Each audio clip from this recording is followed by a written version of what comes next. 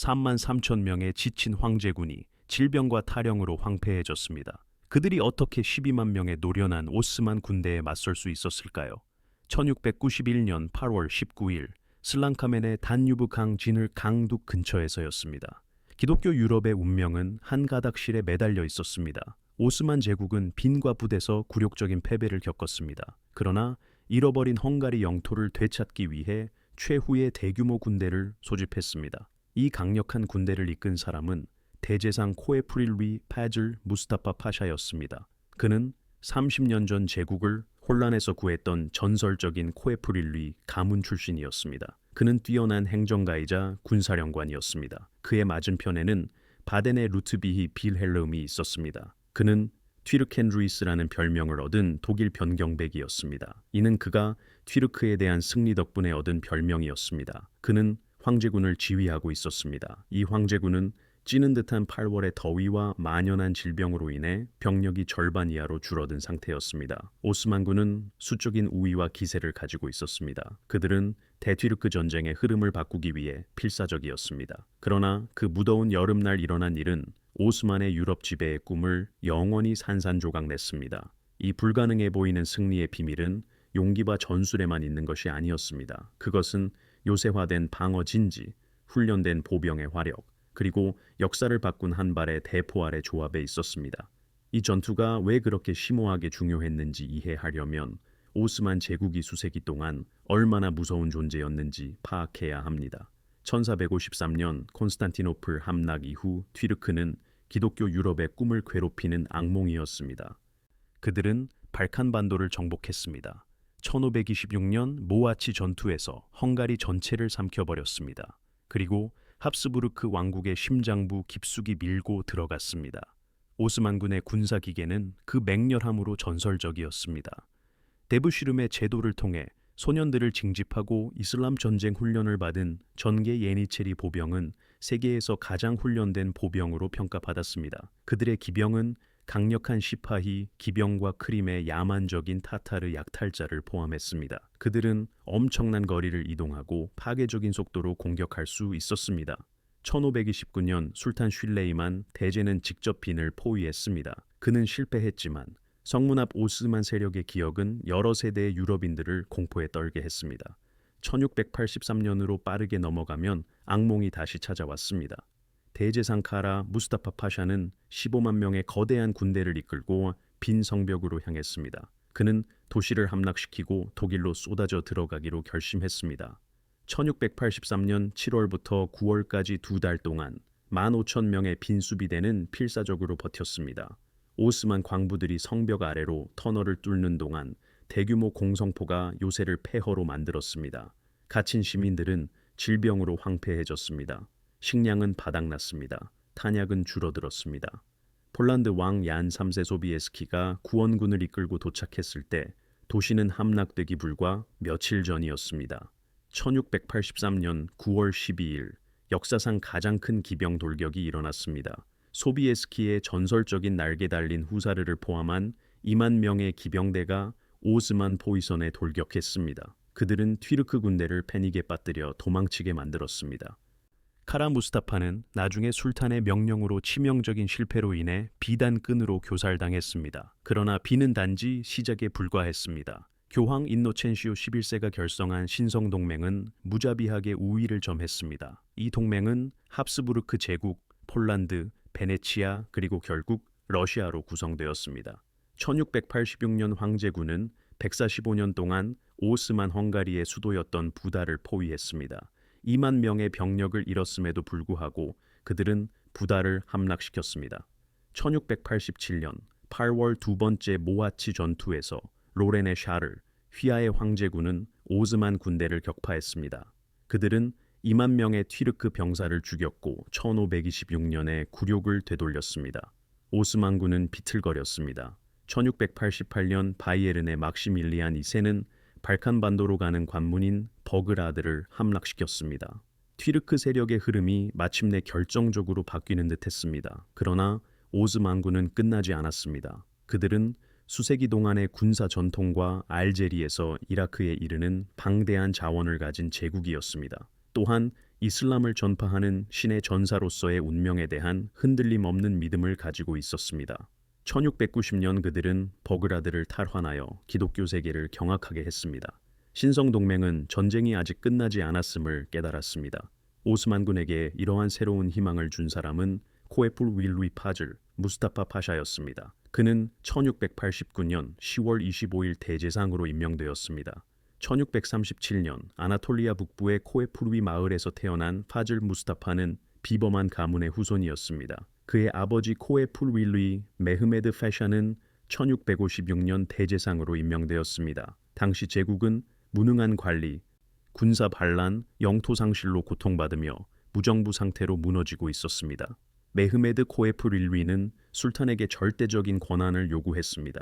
그는 가혹한 방법을 사용하여 질서를 회복했습니다. 그는 수백 명의 부패한 관리들을 처형하고 철저한 결단력으로 반란군을 진압했습니다. 그의 아들 파즐 아흐메드 파샤가 뒤를 이었습니다. 그는 1661년부터 1676년까지 15년이라는 전례 없는 기간 동안 대제상으로 통치했습니다. 그는 베네치아로부터 크레타를 정복하고 폴란드에 대한 승리를 거두었습니다. 코에프릴위 가문은 군사적 유능함과 행정개혁의 대명사가 되었습니다. 파즐 무스타파는 이러한 권력의 분위기 속에서 자랐습니다. 그는 형과 함께 군사작전에 참여하며 젊은 시절을 보냈습니다. 그는 전략, 병참, 그리고 지휘의 기술을 배웠습니다. 그의 처남 카라 무스타파 파샤 덕분에 그는 제국 의회를 거쳐 승진했습니다. 1683년까지 그는 7번째 재상 그리고 3번째 재상이 되었습니다. 비네서의 카라 무스타파의 재앙과 그 후의 처형 이후 파즐 무스타파는 총애를 잃고 유배되었습니다. 그는 멀리 떨어진 지중해 섬의 총독으로 근무했습니다. 그러나 1687년 두 번째 모하치 전투가 오스만군을 황폐화시켰을 때였습니다. 술탄 슐레이만 2세는 항상 결과를 가져온 한 가문에게 필사적으로 도움을 요청했습니다. 파즐 무스타파는 승리하여 이스탄불로 돌아왔습니다. 그의 아버지처럼 그는 즉시 부패한 관리들을 숙청했습니다. 병사들이 급여를 받지 못하는 동안 자신을 부유하게 만든 자들을 처형했습니다. 그는 장교들이 죽은 병사들의 급여를 챙기는 것을 막기 위해 엄격한 군사 명부를 시행했습니다. 이는 흔한 형태의 횡령이었습니다. 그는 무슬림 신민들의 총동원령을 선포했습니다. 그는 고갈된 병력을 보충하기 위해 쿠르드족과 유르크 부족민들을 징집했습니다. 그의 행정개혁은 군사를 넘어섰습니다. 그는 비무슬림 신민들을 위한 인두세 제도를 개혁했습니다. 종교적 긴장을 완화하기 위해 기독교 교회 수리를 더 쉽게 만들었습니다. 1690년까지 파즐 무스타파는 군대를 소집하고 북쪽으로 진군했습니다. 그는 니시와 버그라드를 탈환하는 작전을 직접 이끌었습니다. 제국은 그의 활기찬 리더십 아래 다시 태어난 듯했습니다. 한편 합스부르크 군대는 자체적인 문제로 고심하고 있었습니다. 레오폴트 1세 황제는 동쪽에서 오스만군과 서쪽에서 프랑스의 루이 14세 왕과 동시에 싸우고 있었습니다. 오스트리아는 두 전쟁에서 모두 확실한 승리를 거둘 만큼 충분한 자원이 없었습니다. 1695년 신성 로마 제국이 보유한 28만 명의 병력 중 7만 4천 명만이 튀르크에 맞섰습니다. 나머지 병력은 프랑스와 싸웠습니다.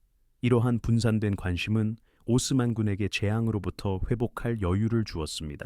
이 도전에 직면한 사령관은 바덴바덴 변경백 루트비히 비렐름이었습니다. 그는 1655년 4월 8일 파리에서 태어났습니다. 그의 대부님은 프랑스의 루이 14세였습니다. 바로 그 왕의 군대가 서쪽에서 독일 영토를 황폐화시키고 있었습니다. 어린 루트비히 빌헬름의 어머니는 파리를 떠나 지방 독일로 가는 것을 거부했습니다. 그래서 그는 할아버지 손에서 자랐습니다. 1674년 19살의 나이에 그는 황제군에 입대했습니다. 그의 군사 멘토는 유럽 최고의 사령관 중 한 명인 유명한 라이문트 몬테쿠콜리였습니다. 루트비히 비렐름은 1676년 필립스부르크 포위전에서 자신의 능력을 증명했습니다. 그곳에서 레오폴트 1세 황제는 그의 용감함에 대한 보상으로 보병 연대 지휘권을 주었습니다. 1677년 그의 할아버지가 사망하자 루트비히 비렐름은 바덴바덴 변경 백국을 물려받았습니다.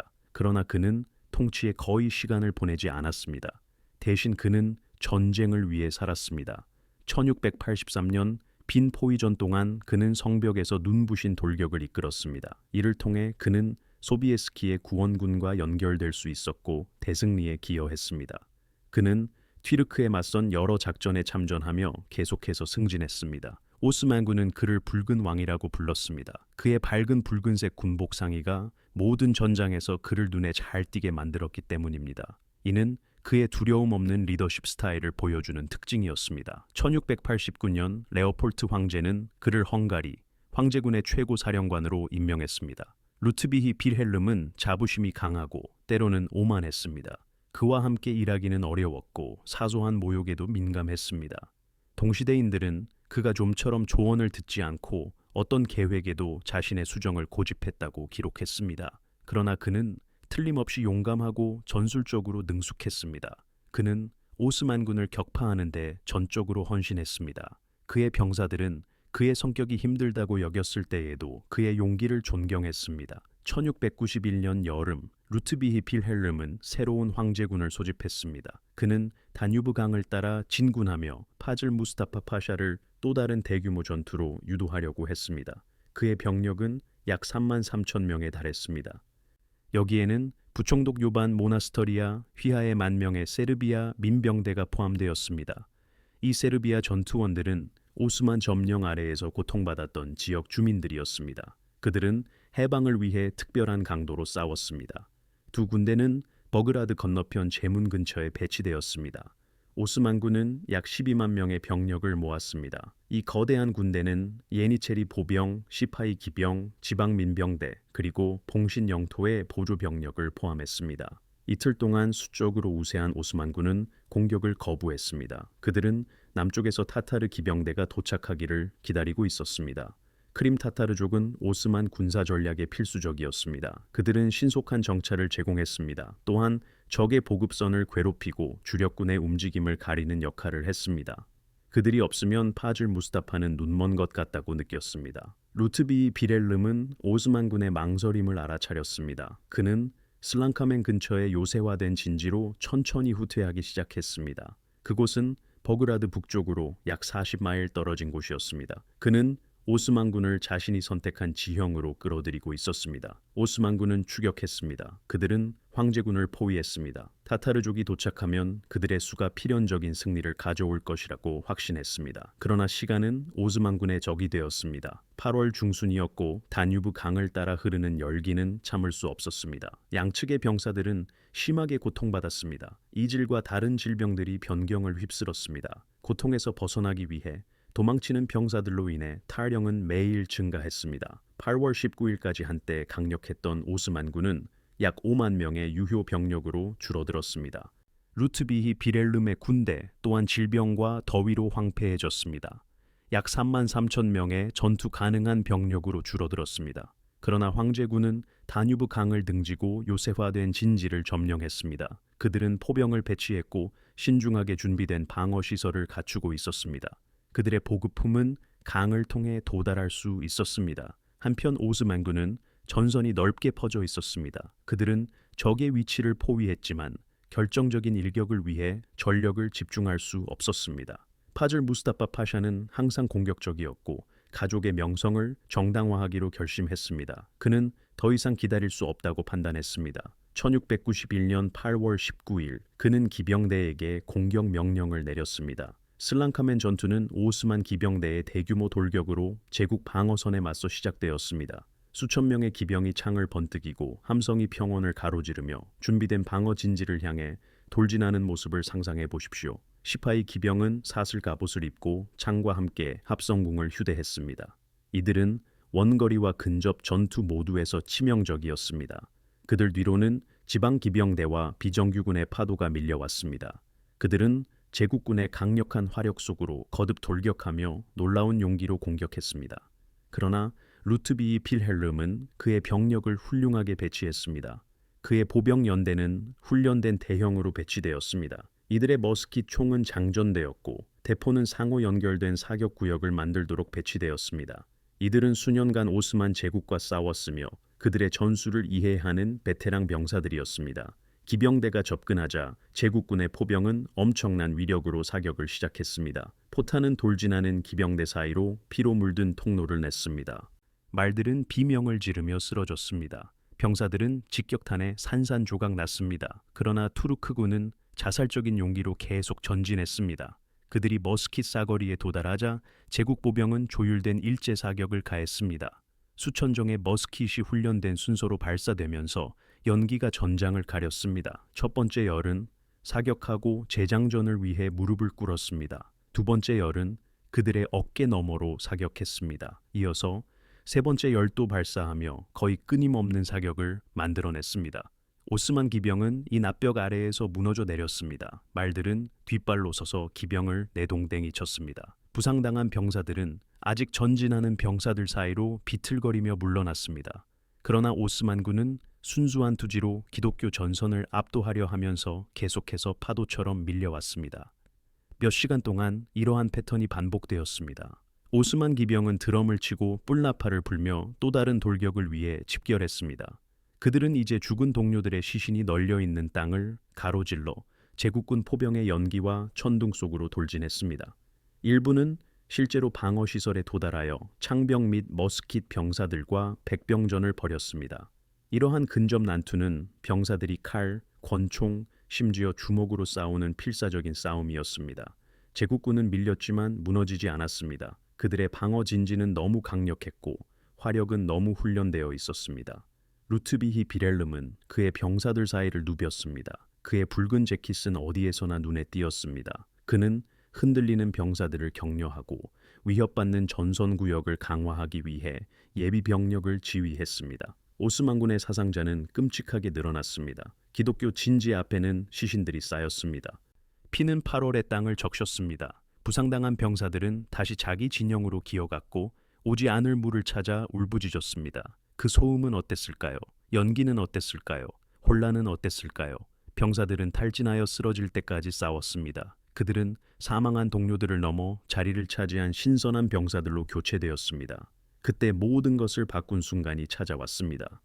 대제상 코에프릴리 파즐 무스타파 파샤는 그의 기병대가 기독교 전선을 돌파하지 못하는 것에 좌절했습니다. 그는 직접 앞으로 나아가 병사들을 독려하여 한 번 더 필사적인 공격을 시도했습니다. 동시대 기록들은 약간씩 다르지만 대부분 본질적인 사실에 동의합니다. 파즐 무스타파가 병사들을 독려할 때였습니다. 그는 자신의 우익 근처에 자리를 잡거나 위기 상황에서 그들을 지원하기 위해 달려갔습니다.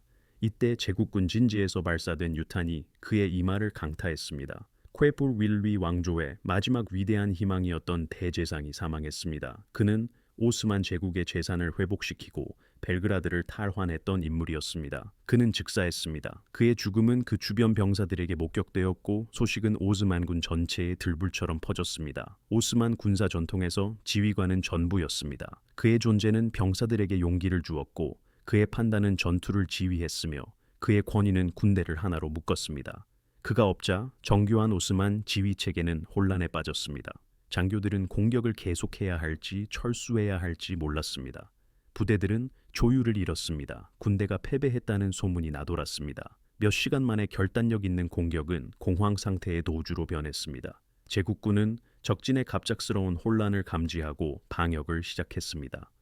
루트비히 비렐름이 예비대로 남겨두었던 신선한 기병대가 앞으로 돌격했습니다. 이미 지도자의 죽음에 사기가 저하되고 몇 시간 동안의 무익한 공격으로 지쳐있던 오스만군은 완전히 무너졌습니다. 조직적인 군대는 도망치는 병사들의 무리로 해체되었습니다. 병사들은 학살에서 벗어나는 것에만 신경 쓰며 무기, 동료, 부상병들을 버렸습니다. 제국군은 끈질기게 추격하여 도망치는 투르크군을 베어 넘기고 너무 지쳐 도망가지 못하는 병사들을 사로잡았습니다. 오스만 야영지는 거의 싸움 없이 기독교군의 손에 넘어갔습니다. 제국군 병사들은 오스만군의 전쟁 재물을 발견했습니다. 여기에는 군대 전체에 지급될 금이 들어 있었습니다. 그들은 발칸반도를 가로질러 힘들게 끌고 온 모든 대포를 압수했습니다. 보급 마차, 장비, 대제상의 개인 소지품 등 모든 것이 폐주 중에 버려졌습니다. 오스만군은 전투와 그 후의 퇴각에서 대략 2만 명의 사상자를 냈습니다. 제국군은 대략 7천 명의 전사자 또는 부상자를 냈는데 이것도 큰 희생이었지만 터키의 재앙에 비하면 아무것도 아니었습니다. 파즐 무스타파 파샤의 시신은 그의 병사들에 의해 수습되었습니다. 시신은 벨그라드로 옮겨져 매장되었지만 그의 죽음은 한 시대의 종말을 알렸습니다. 퀘프릴루이 가문은 다시는 오스만 제국의 쇠퇴를 뒤집을 수 있는 대제상을 배출하지 못했습니다. 슬랑카멘의 여파는 수년 동안 제국 전체에 파장을 미쳤습니다. 루트비히 빌헬름이 이끄는 합스부르크군은 꾸준히 전진했습니다. 그들은 전투가 벌어졌던 시르미아 산자크를 확보했습니다. 남은 오스만 수비대를 축출하고 헝가리와 발칸반도 사이에 전략적 회랑에 대한 통제권을 강화했습니다. 그들은 슬라보니아로 영토를 확장했습니다. 수비대를 강화하고 이 지역을 미래의 오스만 침략에 대비한 군사국경 시스템에 더욱 확고하게 통합했습니다. 오스만군은 가장 유능한 지휘관을 잃은 충격으로 효과적인 방역을 펼칠 수 없었습니다. 이스탄불의 내부 정치는 파즐 무스타파의 후계자를 놓고 파벌들이 싸우면서 혼란스러워졌습니다. 다음 몇몇 대제상들은 그의 역량을 갖추지 못했고 그에 따라 제국의 군사력은 저하되었습니다. 1695년이 되자 오스만 제국은 헝가리 전체에서 단 하나의 작은 영토만을 보유했습니다. 이는 불과 10여 년 전 빈을 거의 점령했던 위치에서 놀라운 역전이었습니다. 전쟁은 6년 더 계속되었지만 결정적인 전투는 이미 치러진 상태였습니다. 1697년에 루트비히 비렐름의 사촌인 사보이의 재능 있는 젊은 지휘관 외젠공은 젠타 전투에서 더욱 극적인 승리를 거두었습니다. 외젠은 오스만군이 티서 강 양쪽으로 나뉘어 있을 때 그들을 기습하여 완전히 괴멸시켰습니다. 그는 거의 29,000명의 터키 병사를 죽였고 겨우 50명의 병사만을 잃었습니다. 술탄 무스타파 2세는 공포에 질려 전장에서 도주했습니다. 이 굴욕은 오스만 지도자들에게 더 이상 승리할 수 없다는 확신을 주었습니다.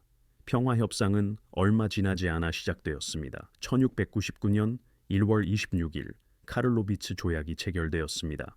오스만 제국은 헝가리, 트란실바니아, 크로아티아, 슬라보니아, 그리고 세르비아 일부를 합스부르크 제국에 할양했습니다. 폴란드는 포돌리아와 우크라이나 일부를 되찾았습니다. 러시아는 아조프를 획득했습니다. 베네치아는 그리스와 달마티아의 영토를 얻었습니다. 오스만 역사상 제국이 유럽 열강에 상당한 영토를 실제로 할양하며 전쟁을 끝낸 것은 이번이 첫 번째였습니다. 4세기 동안 1299년부터 1683년까지 오스만 제국은 유럽으로 끊임없이 확장하고 있었습니다. 카를로비츠 조약은 이러한 확장의 공식적인 종식을 알렸습니다. 그리고 길고 느린 오스만 제국의 쇠퇴가 시작되었습니다. 이 쇠퇴는 1918년 제국의 최종 해체까지 다음 2세기 동안 계속될 것이었습니다.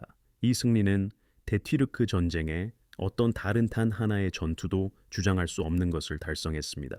빈 전투는 오스만군의 징역을 막고 합스부르크의 수도를 구했습니다. 모하치 전투는 오랜 패배를 서력하고 헝가리 대부분을 해방시켰습니다. 젠타 전투는 오스만 제국의 마지막 주요 군대를 파괴하여 그들의 운명을 확정했습니다. 그러나 슬랑카멘은 이 모든 것을 가능하게 한 결정적인 전환점이었습니다. 이 전투는 전세를 뒤집을 수 있는 유일한 오스만 지휘관을 죽였습니다. 마지막 주요 터키 공세를 분쇄했으며 중부 유럽에서 합스부르크의 지배권을 영구적으로 확보했습니다. 만약 그 8월의 날 루트비히 빌헬름의 소규모 군대가 패배했다면 어땠을까요?